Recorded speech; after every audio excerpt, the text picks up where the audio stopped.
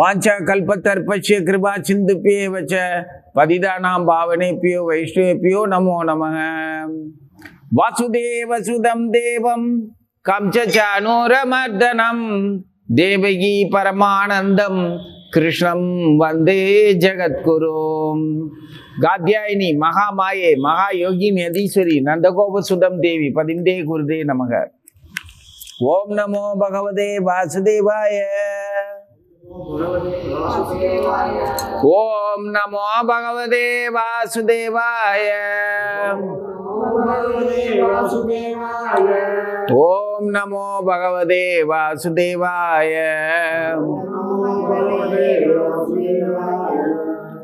श्रीमद् वाल्मीकि रामायणम अयोध्या कांडम सर्गम 6। ராமன் அபிஷேகத்திற்கு சித்தமானது. புரோகிதர் சொன்னபடி ராமன் ஸ்நானம் செய்து சுத்தமான மனசுடன் விசாலமான நேத்திரங்களை உடைய சீதையோடு ஸ்ரீமன் நாராயணனை உபவாசித்தார். புரோகிதர் சொன்னபடி ராமன், புரோகிதர்னா இங்கே யாரு? வசிஷ்டர். புரோகிதர் சொன்னபடி ராமன் ஸ்நானம் செய்து சுத்தமான மனசுடன் விசாலமான நேத்திரங்களை உடைய சீதையோடு ஸ்ரீமன் நாராயணனை உபாசித்தார். அவரை உத்தேசித்து ஹவிஸ் நிறைந்த பாத்திரத்தை உயர தூக்கி மந்திரங்களை விதிப்படி உச்சரித்து ஜொலிக்கும் அக்னியில் ஹோமம் செய்து அதன் மிகுதியையும் தனக்கு சேமத்தை உண்டு பண்ணக்கூடியதும் மிகவும் பிரியமுமான நெய்யாகிற ஹவிஸை புசித்தார். ஆசமனம் செய்து தர்பாசனத்தில் சீதையுடன் மனசை அடக்கி கொண்டு மௌனமாக தன் வீட்டில் இருக்கும் ஸ்ரீ ரங்கநாத சுவாமியின் அழகான பூஜா கிரகத்தில் தூங்கினார். சூரியோதயத்திற்கு ஒரு ஜாமம் முன்பே விழித்து கொண்டு கிரகத்தை நன்றாக அலங்கரித்தார். அப்பொழுது சூத மகாத வந்தி முதலியவர்கள் மதுரமான வார்த்தைகளால் ராமனை துதித்தார்கள். அவர் காலையில் சந்தியாவந்தனம் செய்து ஒரே மனசுடன் காயத்ரி மகாமந்திரத்தை ஜெபித்து சுத்தமான புது வஸ்திரமும் உடுத்தி நமஸ்காரம் ஸ்தோத்திரம் முதலியவைகளால் மகாவிஷ்ணுவை பூஜித்து பிராமணர்களை ஸ்வஸ்திவாசனம் செய்ய சொன்னார். கம்பீரமாயும் மதுரமாயும் இருந்த பிராமணர்களின் புண்ணியாவகன சப்தமும் வாத்திய கோஷமும் நகரமெங்கும் பரவிற்று. எல்லா ஜனங்களும் அபிஷேகத்திற்காக ராமன் சீதையுடன் முதல் நாள் உபவாசம் இருப்பதை கேட்டு மறுநாள் நிச்சயமாய் அபிஷேகம் நடக்கும் என்று மகிழ்ந்தார்கள். மேலும் பொழுது விடிந்தவுடன் அந்த உற்சவத்திற்காக நகரத்தில் செய்ய வேண்டிய அலங்காரங்களை செய்து முடித்தார்கள். வெண்மையான மேகங்களை போன்ற தேவாலயங்கள், நார்ச்சந்தி மண்டபங்கள், வீதிகள், புத்தர்களின் ஆலயங்கள், மதில் சுவர்கள் மேல் கட்டப்பட்ட 4 கால் மண்டபங்கள், பல வகையான சிறந்த வஸ்துக்களால் நிறைந்த வியாபாரிகளின் கடைகள், விசேஷ தனவான்களான குடும்பிகளின் சகல ஐஸ்வர்யம் பொருந்தின வீடுகள், மரங்கள், சபைகள் முதலிய உயரமான இடங்கள், கொடி துணியுள்ள துவஜங்களும் அவை இல்லாதவைகளும் எடுத்து கட்டப்பட்டன. அபிநயம் செய்யும் நட்டுவர்கள், அபிநயமின்றி நர்த்தனம் செய்பவர்கள், பாடகர்கள், காதிற்கும் மனதிற்கும் இனிமையாக பாடும் ஓசை எங்கும் கேட்கப்பட்டது. ராமனுக்கு அபிஷேக காலம் நெருங்கின பொழுது ஜனங்கள் நார்ச்சந்திகளிலும் ஸ்திரீகள் வீடுகளிலும் அதை பற்றி பேசிக் கொண்டிருந்தார்கள். வீட்டு வாசலில் கூட்டம் கூட்டமாக விளையாடும் குழந்தைகளும் அபிஷேக கதைகளையே சொல்லி கொண்டு காலங்கழித்தனர். ராஜவீதி புஷ்பங்கள் தூவப்பட்டு தூபங்கள் போடப்பட்டு நேர்த்தியான மனமுள்ளதாயும் அழகுள்ளதாயும் செய்யப்பட்டது. எல்லா வீதிகளிலும் பந்தல் போட்டு மேல் விரிப்பு கட்டி வாழை, தென்னை, பாக்கு குலைகள் தொங்கவிடப்பட்டிருப்பதால் சூரிய கிரகணம் தெரியாமல் பிரகாசத்திற்காக தீப ஸ்தம்பங்கள் அங்கங்கே நாட்டப்பட்டன. இப்படி நகரத்தில் செய்ய வேண்டியவைகளை செய்துவிட்டு ஜனங்கள் ராமனுடைய அபிஷேக மகோத்சவத்தை எதிர்பார்த்து கொண்டு வீதிகளிலும் நார்ச்சந்தி மண்டபங்களிலும் கூட்டம் கூடி இஷ்வாகு குலத்தில் பிறந்த தசரத மகாராஜா தனக்கு கிழத்தனம் வந்துவிட்டதென்று தன் புத்திரனான ராமனை சமயமறிந்து ராஜ்யாபிஷேகம் செய்ய போகின்றார். ராமன் நாம் எல்லோருக்கும் அரசனாக போகின்றபடியால் நாம் தேவதைகளின் கிருபையை பெற்றோம். உலகத்தில் இது உயர்ந்தது, இது தாழ்ந்ததென்று நன்றாக அறிந்தவர், கர்வமற்றவர், வித்யாவான், தர்மஸ்வாபம் உள்ளவர், தன் சகோதரர்களிடத்தில் வெகு பிரீதியுள்ளவர். ஆகையால் நம்மையும் உடன் பிறந்தவர்களைப் போல் விசுவாசத்துடன் வெகுகாலம் வரையில் காப்பாற்றுவார். அவருடைய அபிஷேகத்தை பார்க்கும்படி செய்யும் தர்ம சிந்தையுள்ள தசரத மகாராஜனான புண்ணியசாலி வெகுகாலம் சுகமாக வாழட்டும் என்று அரசனை கொண்டாடினார்கள். அப்பொழுது அங்கே ஜனங்களின் சப்தம் பருவ காலங்களில் பொங்கும் சமுத்திரத்தின் அலையோசையை போல் இருந்தது. இந்திரனுடைய கிரகத்தை போல் வெகு அழகாக அந்த நகரம் எங்கும் சமுத்திரம் ராமாபிஷேகத்தை பார்க்க பல திக்குகளில் இருந்தும் வந்த ஜனங்கள் என்ற ஜல ஜந்துக்களால் நிறைந்து அவர்கள் இப்படி பேசும் தொனியால் பருவ காலங்களில் இறைவது போல் கோஷித்து கொண்டிருந்தது. श्रीराम जय जय राम ओम श्रीराम जय जय राम ओम श्रीराम जय जय राम ओम श्रीराम जय जय राम। राम जय राम ओम श्रीराम जय जय राम ओम श्रीराम जय राम ओम श्रीराम जय जय राम। ஸ்ரீராம் ஜெய ஜெய ராம். அயோத்தி மாநகரம் தசரதன் நம்ம பாரதத்துக்கு தலைமையாக கொண்டு, அயோத்தி தலைமையாக கொண்டு ஆட்சி செய்கிற மாநகரம். அந்த அயோத்தி மாநகரத்து ஜனங்கள் எல்லோருமே தசரத சக்கரவர்த்தியினுடைய ஆளுமையின் கீழே மகிழ்ச்சியாகவும் திருப்தியாகவும் தைரியமாகவும் செல்வ செழிப்போடையும் சௌக்கியமாக வாழ்ந்துக்கிட்டு இருக்கிறாங்க. அவருடைய வயது முதிர்ந்த காலத்தை மனசில் வச்சு தக்க சமயத்தில் ராமனுடைய பொறுப்பில் நம்மளையெல்லாம் ஒப்படைக்க போகிறார் அப்படின்னு மக்களுக்கு மகிழ்ச்சி. இவ்வளோ நாள் இருந்த மகிழ்ச்சி வேற, இப்போ அவங்க மகிழ்ச்சி நினைக்கிற மகிழ்ச்சி வேற. அரசனால நம்மளை பாதுகாக்க முடியாது அப்படின்னு நினச்சி இன்னும் ராமன் பொறுப்பில் அரசன் நம்மளை ஒப்படைக்கிறது சரிதாங்க, அந்த மாதிரி மகிழ்ச்சி இல்லை. அரசனால தங்களை நல்லபடியாக பார்த்துக்கிட்ட மாதிரி ராமனும் நம்மளை நல்லபடியாக பார்த்துக்குவாரு அப்படிங்கிற நம்பிக்கையில் ரெண்டுமே சமமாக தான் இருக்குது. இருந்தாலும் அரசன் மிகவும் வயதில் முதிர்ந்தவர். அவர் தீர ஆலோசனை பண்ணி எல்லார்கிட்டையும் கேட்டு, மந்திரி பிரதானிகள்கிட்ட கேட்டுட்டு, அவங்களுடைய அபிப்பிராயத்துக்கு அப்புறம் மக்களுடைய அபிப்பிராயத்தை எல்லாத்தையும் கேட்டு நிதானமாக அரசாங்க காரியங்களை, அதாவது மக்களுடைய சுபிட்சமான ஆக்கப்பூர்வமான செயல்களுக்கு அனுமதி அளிப்பார். அதற்கு செல்வங்களையும் வாரி வழங்குவார். ஆனால் ராமனுடைய வேகம் எப்படி இருக்கும்னா, உடனடியாக தானே முடிவெடுப்பார். பெரியோர்களிடம் வணங்கி விண்ணப்பித்துக் கொள்ளுவார். உடனே தன்னுடைய முடிவை செயல்படுத்த சொல்லி மந்திரி பிரதானிகள், குருமார்கள், தன்னோட மூத்த அரசர்கள் அத்தனை பேருக்கிட்டையுமே விண்ணப்பம் செய்துட்டு உடனடியாக இதை செய்ய வேணும்னு பிரார்த்தனை பண்ணிக்குவார். ஆலோசனை கேட்கறது வேற, உடனடியாக இதை நடத்தி கொடுங்கள்னு உடனடியாக வேண்டிக்கிறது வேற. எப்பவுமே நாமெல்லாம் எல்லார்கிட்டையுமே நாம் வேண்டிக்கிறோமா இல்லை அவங்கள செய்ய சொல்லி உத்தரவு தர்றோமா அப்படிங்கிறதே நமக்கு தெரியாது, பேச தெரியாது. நினைக்க தெரிஞ்சால பேச தெரியும். முதல்ல நினைக்க தெரியணும். அதுக்கு ஏதாவது ஒரு தெய்வத்துக்கிட்ட, குருக்கிட்ட பணிவோட சேவை செஞ்சு பழகணும். அதைத்தான் பகவத்கீதையில் சொல்கிறார் பகவானும். தக்க குருவை தேர்ந்தெடுத்து அவருக்கு சேவைகள் செய்து பணிவுடன் கேள்விகள் கேட்டு உன்னோட ஞானத்தை நீ விருத்தி செய்து கொள்வாயாக அப்படின்னு கிருஷ்ணர் கட்டளை இடுவார். அது கட்டளை இல்லை, வழிகாட்டுதல். அது மாதிரி இங்கே ராமனும் அப்படித்தான். யாருக்கிட்டையும் கட்டளை எல்லாம் இட மாட்டான். பெரியவர்கள்ட்ட விண்ணப்பிப்பான், சிறியவர்கள்ட்ட இதை எனக்காக செய்யுங்கன்னு வேண்டிக்குவான். அதான் ராமன். அதனால மக்களுக்கு ரொம்ப சுலபமா பிடிச்சிருக்கு. தசரதர் அதுக்காக தசரதருடைய செயல்பாடுகள்ல குறைவுன்னு அர்த்தம் இல்லை, மனக்குறை யாருக்குமே இல்லை மக்களுக்கு.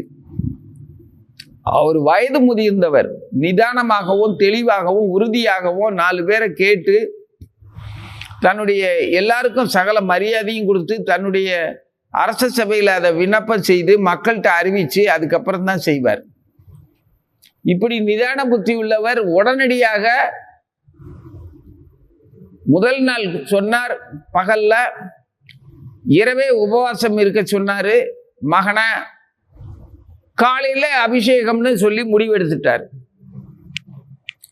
இதுக்கு அவசர அவசரமா ஆலோசனை பண்ணினார். எல்லாரும் ஒத்துக்கிட்டாங்க, மக்களை கூப்பிட்டாரு, அவங்களும் ஒத்துக்கிட்டாங்க. எல்லாரும் ராமனை எதுக்காக நீங்க விரும்புறீங்க, நான் சொல்றதுக்காக விரும்புறீங்களா, உங்களுக்கே தெரியுமான்னு கேட்டாரு. அவங்களும் அவருடைய ராமனுடைய சிறப்பெல்லாம் சொன்னாங்க. இவருக்கு ரொம்ப திருப்தியாச்சு வச்சு, மனநிலை இந்த மாதிரி இருக்கும்போதே நம்ம உடனடியாக அபிஷேகம் பண்ணிடுவோம்னு முதல்ல சொல்லி அனுப்புன ராமனை மறுபடியும் கூப்பிட்டு, இன்னைக்கே நீ உபவாசம், இன்னைக்கு ராத்திரியே இரு, சாவகாசமா அப்புறம் எப்போவோ ஒரு நாள்னு நினச்சிக்கிட்டு இருக்காத, இந்த புஷ்ய நட்சத்திரம் நாளைக்கே வருது, இப்போவே நம்ம அபிஷேகம் பண்ணிடுவோம், அம்மா கிட்ட சொல்லிடு, நீயும் சீதையும் உடனடியாக ஆச்சமனம் பண்ணிட்டு பிரம்மச்சாரிய விரதத்தை கடைபிடிச்சு உபவாசம் இருந்து நாளைக்கு காலையில் தயாராகி வந்துருங்க அப்படின்னு சொல்லி உடனடியாக முடிவு எடுத்தார். உடனே ராமனும் அதே மாதிரி சீக்கிரமா அன்னைக்கே உபவாசம் இருந்துட்டான். அன்னைக்கே அபிஷேகத்துக்கு தன்னை தயார்படுத்திட்டான். எப்பவுமே இப்போ நீ இருக்க ஜபம் பண்றீங்க, மாலை பண்றீங்க, எந்த நேரமும் பகவத் ஸ்மரணத்தில் ஜெப மாலையை கையில் வச்சுக்கிட்டோ அல்லது ஜெப மாலை இல்லாமலோ ஹரே கிருஷ்ணா ஹரே கிருஷ்ணா கிருஷ்ண கிருஷ்ணா ஹரே ஹரே ஹரே ராம ராம ராம ஹரே ஹரேன்னு ரொம்ப சொல்லிக்கிட்டு இருக்கிறீங்க. சொல்லிக்கிட்டு இருக்கும்போதே திடீர்னு இப்போ சாயந்தரம் நான் அவசரமாக பகவானுக்கு நைவேத்தியம் பண்ணுறேன், சிறப்பு பூஜைகள்லாம் பண்ணுறேன், இன்னைக்கு ஒரு சேவார்த்தி வந்தார், அவருடைய பிள்ளையாண்டனுக்கு இன்னைக்கு புதுசாக பரீட்சை எழுத போகிறானா, ஏதோ ஒரு காரியம் அவன் பண்ணுறான், சீக்கிரமாக நீங்கள் பிரசாதமெல்லாம் தளியை ரெடி பண்ணி உடனடியாக அபிஷேகத்துக்கு எல்லாம் தயாராகுங்க, பகவானுக்கும் அபிஷேகம் பண்ணணும் அப்படின்னு சொல்லி உடனே சொன்னோம்னா, சொல்லி ஒரு தனவந்தர் வந்துட்டார் நமக்கு சேவார்த்தி, வழக்கமாக வர்றவர் தான், இன்னைக்கு திடீர்னு 1 மணி நேரத்தில் எல்லாத்தையும் ரெடி பண்ணுங்க அப்படின்னு சொல்லிட்டார். நமக்கு தினசரி சந்தியா ஆரத்தி, அந்த வழக்கமான தளிகை, வழக்கமான நிவேதனம், வழக்கமான அந்த பூஜைகள்லாம் மகாமந்திரம் சொல்லிட்டு பாகவதம் படிச்சுக்கிட்டு இருக்கோம், இல்லை பகவத்கீதை படிச்சுக்கிட்டு இருக்கிறோம். அந்த நேரத்தில் இவர் இப்படி சொல்லிட்டார் திடீர்னு. உடனே தயாராகிறதுக்கு நமக்கு எந்த ஒரு விஷயம் மனசுல எதுவும் சந்தேகம் எதுவுமே வராது. உடனே இறங்கிடுவோம், அப்படியா சரி வாங்க அப்படின்னு சொல்லிட்டு தயாராகிடுவோம். எல்லாமே இருக்குது, எல்லா பதார்த்தமும் இருக்குது, அபிஷேகத்துக்கான திரவியங்கள்லாம் இருக்குது, பால் மட்டும் வாங்கணும், உடனே பாலை வாங்கிட்டு வாங்க அப்படின்னு சொல்லிட்டு, வஸ்திரம் எதுவும் புதுசு கொண்டு வந்திருக்கீங்களா, வாங்க, இங்கேயும் இருக்கு நம்ம கிட்ட அப்படின்னு தயார் நிலையில பண்ணிடுவோம். அதே சமயத்துல இந்த வஸ்திரங்களோ இல்லை பொருள்களோ இல்லாம நம்மளுடைய கவனமோ ஏதாவது ஒரு மனக்கிலேசத்துல, சொந்த உடல் காரியங்கள்ல, யாருக்கிட்டையாவது மனஸ்தாபத்திலேயோ இல்லை குடும்ப பிரச்சனைகளையோ ஏதோ ஒரு சங்கடத்தில் இருந்தது, நம்ம நியமனங்கள்லாம் சரியாக கடைப்பிடிக்கல, சந்தியாவந்தனம் பண்ணலை, காயத்ரி பண்ணலை, ஜெபம் பண்ணலை, ஆரத்தியில் கலந்துக்கல, எங்கேயோ போயிட்டு ஏதோ ஒரு சட்டச்சிக்கலோ ஏதோ ஒரு தொந்தரவு, மடத்தில் வெளியிலிருந்து பொருள்கள் வாங்குறது வைக்கிறது, அந்த மாதிரி கொடுக்கல் வாங்கல பிரச்சனை, ஒரு மனஸ்தாபம், ஏதாவது இந்த பௌதிக உலகத்தில் தொந்தரவு வரத்தான் செய்யும். மனசு இதில் ஆரத்திலையும் மகாமந்திரத்திலையும் ஒட்டாம தூய்மை இல்லாமல் இருந்தோம்னா, இவங்க சொன்னோன்னா என்ன திடீர்னு சொல்றீங்க, அப்படிலாம் செய்ய முடியாதுங்க. 1 மணி நேரத்தில் உடனடியாக பண்ணுன்றீங்க, உங்க சௌரியத்துக்கா? என்ன இது நியாயமா? காலையிலேயே சொல்லியிருக்க கூடாதா? இப்படியெல்லாம் ஒன்றும் பண்ண முடியாது. வேணா நான் அதுக்கு ஆளை நியமிக்கிறேன், நாளைக்கு தயாராகி வர சொல்லுங்க, அப்போ பண்ணுவோம். இல்லையே நாளைக்கு என் பையன் எழுத போயிடுவானே, பரீட்சை தேர்வு எழுத போயிடுவானே, சரி போய் எழுதட்டும், நல்லபடியாக இங்கே பிரார்த்தனை பண்ணிட்டு போங்க, மனசார வணங்கிட்டு பையனையும் வணங்கிட்டு போங்க, பிரசாதம் ஏதாவது இங்கே இருக்கிறத தீர்த்தத்தை வாங்கிட்டு போங்க, போதும், அதெல்லாம் செய்ய முடியாது அப்படின்னு மறுத்துருவோம். எதனால் அப்படி மறுக்கிறோம்? நாம ஏதோ ஒரு வகையில் கட்டுப்பட்ட நிலையிலேயே இருக்கிறோம். எந்த மாதிரி நிலையில கட்டுப்பட்டு இருக்கிறோம்? நமது குணங்கள்லையும் நமது புலன்களையும் கட்டுப்பட்டு இருக்கிறோம். அதுகிட்ட இருந்து அதுக்கு இணக்கமான ரூபத்திலே பின்னாடியே அலையும் போது அந்த கட்டுப்பட்டு இருக்கிறோங்கிறதே நமக்கு தெரியல. ஏன்னா அது கூட நம்மளது சேர்ந்து நடக்கிறோம். கழுத்துல கட்டி இருக்கிற சங்கிலியை கையில பிடிச்சிக்கிட்டு அவன் நடந்து போய்கிட்டு இருக்கான், நம்மளும் கூட நடந்து போயிட்டு இருக்கோம். இழுத்துட்டு போற மாதிரியே தெரியாது, ஏன்னா இணங்கித்தான் போறோம். கட்டுப்பட்ட நிலை அவ்வளவா தெரியல. அதனால நமக்கு சுதந்திரமா இருக்கிறதா நினைச்சுக்கிறோம். இப்படித்தான் தசரதன் காலத்தினால கட்டப்பட்டு மக்களும் மந்திரி பிரதானிகளும் எல்லாரும் இணக்கமா நடந்துகிட்டதை வச்சு தசரதனும் ரொம்ப சௌகரியமா கட்டுப்பட்ட நிலையில நம்ம நடக்கிறோம்னு தெரியாம நடந்து போய்கிட்டு இருக்கான். அதாவது அபிஷேகத்துக்கு தயாராகிட்டு இருக்கிறாரு, பட்டாபிஷேகம் நடக்க போகுதுன்னு. அதே மாதிரி தான் மக்களும் எல்லாருமே அவங்க விருப்பப்படி ராஜா ஒத்துக்கிட்டாரு, ராஜாவால் நமக்கும் இந்த மகிழ்ச்சியானது கிடைக்க போகுது, உடனடியாக ராமன் ஆட்சிக்கு வரப்போறான் அப்படிங்கிற சந்தோஷத்தில் அவங்களும் இருக்காங்க. ஆனால் ராமன் எப்பொழுதுமே தன்னுடைய விசாலமான நேத்திரங்களை உடைய அப்படின்னு ஒரு குறிப்பை வால்மீகி சொல்றாரு. சீதையினுடைய பார்வை எப்போதுமே விசாலமான பார்வை தான், ஆழ்ந்த பார்வை. தன் கணவனை தவிர வேற எது மேலேயும் அவளுக்கு எந்த பார்வையும் இருக்காது. கணவன் கடைபிடிக்கக்கூடிய தர்மமும் அவளுக்கு தெளிவாக தெரியும். அவன் கடைபிடிக்கக்கூடிய தர்மம், அவனை சுற்றி இருக்கக்கூடிய உறவினர்கள், அவன் ஒவ்வொரு மக்கள்கிட்டையும் எந்த மாதிரி அன்புடன் நடந்துக்குவான் அப்படிங்கிறது அவன் ராமன் நினைக்கிறதுக்கு முன்னாடியே சீதையை நினைச்சு பார்த்துருவான். அப்படிப்பட்ட பொண்ணு அது. அதனால இங்கே உபவாசம் இருந்ததோ, அபிஷம் மட்டும் சாப்பிட்டுட்டு அவங்க அந்த ரங்கநாதர், இப்ப நம்ம வச்சு வணங்குறோம்ல ஸ்ரீரங்கத்துல, இந்த ரங்கநாதர் ராமனுடைய ரங்கநாதர் தான் அவரு. இந்த ரங்கநாதர் வச்சிருந்த அரண்மனையில தான் அங்கதான் தூங்கி இருக்கிறாரு. அதே ரங்கநாதர் தான் இங்கே கிடக்கிறாரு, நம்ம ஸ்ரீரங்கத்திலையும் படுத்து கிடக்காரு. இவருக்கு முன்னாலதான் ராமனும் தூங்கிட்டு இருந்திருக்கான். அன்னைக்கு ராத்திரி எப்பவுமே அங்க விரத நாட்கள்ல அங்கதான் தங்குவான். ரங்கநாதர் விமானத்துக்கு கீழே தான் அவரும் உறங்குவார். விடிய காலையில் எழுந்திரிச்சு ரங்கநாதரை எழுப்புறது இவர் தான் எழுப்புவார். இவர் ராமர் எழுப்புனதுக்கு அப்புறம் தான் ராமனை எழுப்புறதுக்கு அவனுடைய வந்திகள்லாம் வந்து துதிபாடுவாங்க. அதுக்குள்ள இவன் எழுந்து ரங்கநாதரை எழுப்பிடுவான். ஆனாலும் அந்த துதிபாடிகள் அரண்மனை கடமைப்படி அவங்க துதிபாடுவாங்க. அதை இவர் ஏற்றுக்கிட்டு வெளியில வருவார். வரும்போது புதுசா எழுந்துச்சு வந்த மாதிரி வரமாட்டார். ஏற்கனவே இவர் ராமனை எழுப்பன்றதுக்கு முன்னாடியே இவர் எழுந்து தயாராகித்தான் ரங்கநாதரை எழுப்பணும். அதனால பரிசுத்தமா பவித்திரமா தான் வெளியில வருவார். துதிபாடுகளுக்கு தினசரி இவரை சர்வ அலங்கார பூசிதரா புத்தம் புதிய ராமனா தான் பார்த்தே பழக்கம். தூங்கி எழுந்தவை மாதிரி, பஞ்சனையில இருந்து எழுந்து வர்றவை மாதிரி இவங்க எழுப்புறவங்களே பார்த்ததில்லை. அந்த மாதிரி இருப்பாங்க. அப்போ இவர் எப்பவுமே இப்படியே இருக்கிறதுனால இவருக்கு ஒன்றும் இந்த அபிஷேகத்துக்கு தன்னை சிறப்பா தயாரப்படுத்திக்கிட்டு வந்த மாதிரி எல்லாம் ஒண்ணுமே இல்லை. ஏற்கனவே தயார் நிலையில இருக்கின்றவர், எப்பொழுதுமே அப்படியே இருக்கிறவர் ரங்கநாதர்கிட்ட. அப்படி இருக்கிற ராமனுக்கு இன்னைக்கு தன்னுடைய பட்டாபிஷேகத்துக்காக சிறப்பா மெனக்கெட்டெல்லாம் எழுந்து வரல, வழக்கம் போலதான் வந்திருக்கிறார். ராமனுக்கு எந்த எதிர்பார்ப்பும் இல்லை, எந்த ஏமாற்றமும் இல்லை, எப்பவுமே கிடையாது. அந்த மாதிரி இருக்கணும் பக்தர்கள். எப்பவுமே எப்படி இருக்கணும்? பகவத் ஸ்மரணத்துல இருக்கணும். அவன் எங்க வேணாலும் போயிட்டு இருக்கட்டும், கடைக்கு போயிட்டு இருக்கட்டும், வேலைக்கு போயிட்டு இருக்கட்டும், யாராவது ஒரு மிலேச்சர்களோட பேசிட்டு இருக்கட்டும், இல்லை யாரு கூடயாவது சகவாசம் இருந்தாலும் சரி, எந்த சூழ்நிலையா இருந்தாலும் சரி, கால நேரம்ங்கிறதோட இணங்கி இருக்கணும். காலையா சந்தியாவந்தனம், தவறாத அந்த வந்தனம், மங்களாரத்தி, உச்சி பொழுது, எந்த பொழுதுலையும் பகவானுடைய தொடர்புல இருக்கணும். அவருடைய கவசம் அப்படிங்கிற அந்த சிந்தனை. நம்ம சொல்றோம்ல, காலையில் யார் என்னை காப்பாற்றணும், நடுதிசையில் யார் என்னை பார்க்கணும், மத்தியானத்தில் யார் என்னை பார்க்கணும்னு கவசத்தில் நரசிம்மரோ இல்லை நாராயணரோ இல்லை முருகனையோ யார்கிட்ட வேணாலும் எந்த இஷ்ட தெய்வத்துக்கிட்டையும் கவசம்ங்கிற வார்த்தையை சொல்லி இந்த நேரத்தில் பாதுகாக்கணும்னு சொல்கிறோம். அதுக்கு பேர் தான் கவசம். அப்போ கவசம்னா அந்த கவசத்தை எப்போதுமே கழட்டக்கூடாது, எந்த சூழ்நிலையும் கழட்டக்கூடாது கவசத்தை. அப்படின்னா என்ன அர்த்தம்? எந்த நேரமும் பகவத் ஸ்மரணம், காலை மத்தியானம் இரவு, நீ எந்த நடுநிசி தூங்கிட்டு இருந்தாலும் என்ன நீ இன்னாரும் பாதுகாக்கணும்னு சொல்றீங்களே உங்க தெய்வத்தை, அதுக்கு பேர் தானே கவசம் படிக்கிறோம்னு சொல்றோம். அந்த மாதிரி எப்பவுமே அப்படி இருந்தா உனக்கு ஏமாற்றமும் கிடையாது, எந்த ஒரு அதுக்குன்னு புதிய முயற்சி தன் முயற்சியில பாடுபட வேண்டிய அவசியம் இருக்காது. எப்பவுமே தயார் நிலை. அதுக்கு பேர் இராணுவ ஒழுங்கு. அந்த இராணுவ ஒழுங்கு நம்ம கிட்ட ஒரு பக்தன்கிட்ட இருக்கணும் எப்பவுமே.